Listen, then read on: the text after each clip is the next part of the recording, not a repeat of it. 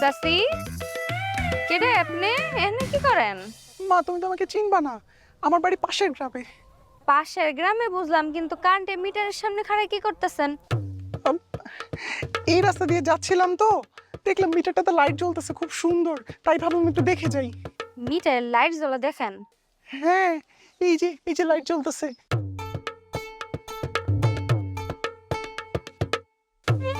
হুম, ওরে বাটপার, মাইরির বয়ে বোরকা পরে বিল লিখতেইছো না? দাঁড়া, তোর সালা কি আমি বাইর করতেছি।